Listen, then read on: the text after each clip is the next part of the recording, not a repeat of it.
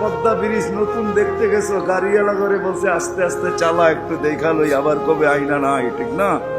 ওটার ভিতরে লেখা আছে কিন্তু কত মাইল স্পিডে চালাইতে হবে, এর চেয়ে কম দাঁড়াইলে খবর আছে, সিসি ক্যামেরা লাগায়া দিছে। কিন্তু দুযোগও বলবে দীর্ঘতিতে যেও না, আগুন নিভা যাবে, তোমরা এরম দত্তিতে পার হবে যে খবরই না হয়, উঠবে আর ওই পারে যে ঠক করে লেগে যাবে।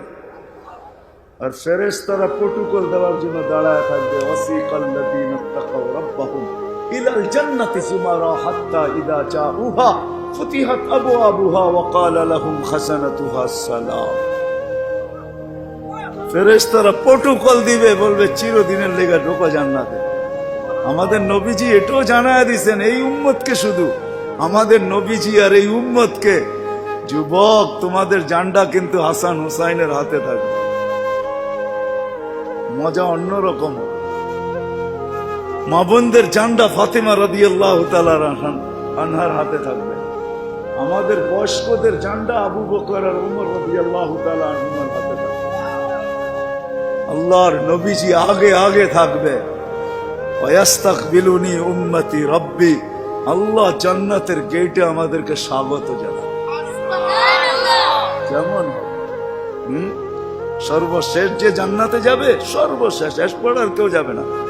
ও যখন জান্নাতের দরজায় যাবে, হুর দেখা 40 বছর তাকায় থাকবে, খালি রূপ দেখা 40 বছরের লেগে ট্যা হয়ে যাবে, ট্যা।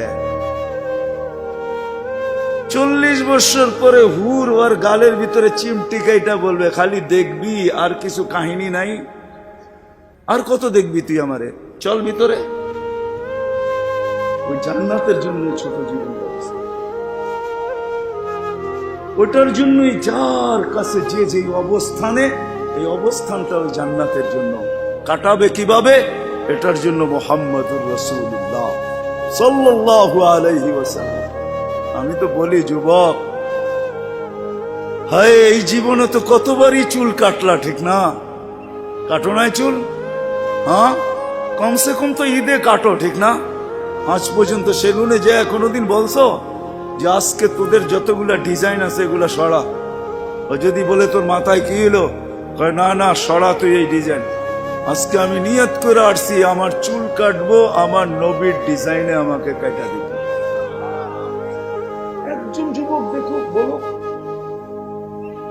কসম খোদার, যদি তুমি নবীর মহব্বতে একদিন চুলও কাটতে পারো, তাহলে আমি জানি তোমার যদি ঈমান নিয়ে মরতে পারো, একদিনের চুল কাটা তোমাকে জান্নাতে নিয়ে